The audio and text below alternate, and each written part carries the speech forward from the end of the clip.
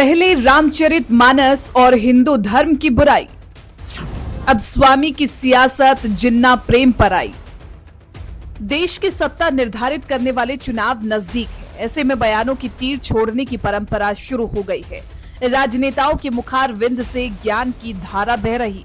जनहित से जुड़े मुद्दे गौन हैं, धर्म पर बयान ऑन है। जानते सब हैं कि धर्म राजनीति का विषय नहीं है, लेकिन अदावत पुरानी है। उत्तर प्रदेश सबसे बड़े सूबे के लिहाज से देश की सत्ता में निर्णायक भूमिका में रहता है। ऐसे में यूपी के सियासतदानों की बयानबाजी को यूं ही नहीं लिया जा सकता। प्रदेश की मुख्य विपक्षी पार्टी समाजवादी पार्टी इस वक्त दो नावों में पांव रखकर चल रही है। मुखिया अखिलेश पीडीए फॉर्मूले के साथ साथ स्वर्णों को साधने की भी कवायद में जुटे हैं, तो वहीं स्वामी प्रसाद मौर्य पार्टी के लिए परेशानी का सबब बने हुए हैं। वजह है उनका बार बार हिंदुत्व पर प्रहार करना। इस बार उन्होंने बंटवारे की अपनी अलग थ्योरी सुनाई है। जगह थी बांदा और मौका था बांदा के जीआईसी मैदान में आयोजित बौद्ध सम्मेलन में शामिल होने का। लेकिन जैसे ही मौर्य मंच के जरिए मीडिया से बातचीत करने लगे, तो यहाँ उनके जहरीले बोल एक बार फिर हिंदुओं के खिलाफत करते नजर आए। भारतीय संविधान कहता है धर्म, जाति, लिंग, जन्मस्थान के आधार पर किसी के साथ कोई भेदभाव नहीं किया जा सकता।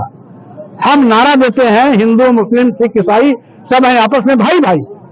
अगर हिंदू राष्ट्र की बात करेगा तो मुसलमान क्यों नहीं बात करेगा? सिख क्यों नहीं बात करेगा? बौद्ध क्यों नहीं बात करेगा? जैन क्यों नहीं बात करेगा? हिंदू राष्ट्र की बात करने वाले लोग देश के दुश्मन हैं। बहुत पहले हिंदू राष्ट्र की बात हिंदू महासभा ने किया था। हिंदू महासभा ने किया था, जिसके राष्ट्रीय अध्यक्ष सावरकर भी रहे, वीर सावरकर भी रहे। उन्होंने किया था तो भारत और पाकिस्तान बढ़ गया। भारत पाकिस्तान जिन्ना के नाते नहीं बटा। भारत पाकिस्तान इसलिए बता था कि उस समय हिंदू महासभा ने देश के द्विराष्ट्र की मांग किया था और द्विराष्ट्र के आधार पर पाकिस्तान और देश का बंटवारा। सपा के स्वामी यहाँ मीडिया के सामने कुछ और ही प्रोपेगेंडा सेट करते नजर आए और कहते दिखे कि हिंदू महासभा ने दो राष्ट्रों की मांग की थी, इसलिए भारत और पाकिस्तान का बंटवारा हुआ। और जो हिंदू राष्ट्र की बात करते हैं वो देश के दुश्मन हैं। अगर वो हिंदू राष्ट्र की मांग करेंगे तो दूसरे धर्म के लोग भी अपने धर्म के लिहाज से अलग अलग देश की मांग क्यों नहीं करेंगे। महंत राजूदास ने स्वामी को सपा से निकालने की वकालत कर डाली। उन्होंने सपा मुखिया अखिलेश यादव से निवेदन किया कि उसे पार्टी से निकाले, नहीं तो समझा जाएगा कि स्वामी प्रसाद के बयान में अखिलेश यादव की मौन स्वीकृति मिली हुई है। है कि वह व्यक्ति शुद्ध रूप से पागल हो चुका है और अविलंब स्वामी प्रसाद मौर्य को पागल खाने में भर्ती कर देना चाहिए, क्योंकि जब कुत्ता पागल हो जाता है तो उसको गोली मार देना चाहिए या तो फिर उसको कांजी हाउस में बंद कर देना चाहिए। दुखद है, निंदनीय है।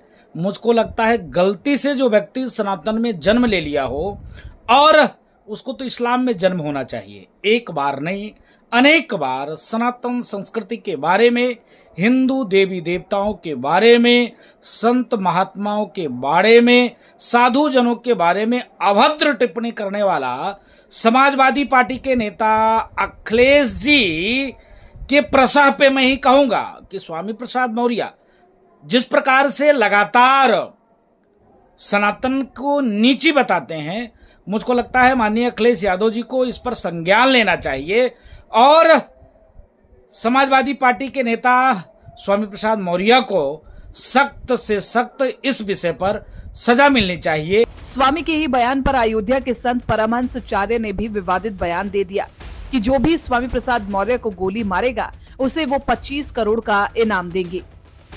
स्वामी प्रसाद मौर्य के बंटवारे वाले बयान से शिवपाल यादव किनारा करते नजर आए। कहा वो जो भी अपना बयान देते हैं व्यक्तिगत बयान देते हैं, समाजवादी पार्टी का बयान नहीं होता। लेकिन ये दिखाई देता ही है कि पार्टी भी स्वामी की इस बयानबाजी से खुश नहीं है। लेकिन स्वामी हैं कि मानते ही नहीं।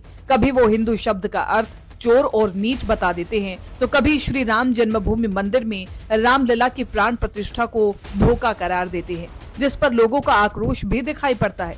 इधर अखिलेश यादव भी स्वामी प्रसाद मौर्य के बयानों पर दो धारी तलवार जैसी स्थिति में दिखाई देते हैं और इन दोनों परस्पर बयानों से तो समझ आ ही गया होगा कि 2024 के लिए जो मुद्दे उठाए जा रहे हैं उनमें से एक मुद्दा शायद धर्म का एक बार फिर हाईलाइट है। यानी 2024 की लड़ाई एक बार फिर धर्म पर आ गई है, जिसे लगातार सियासतदान धार दे रही है।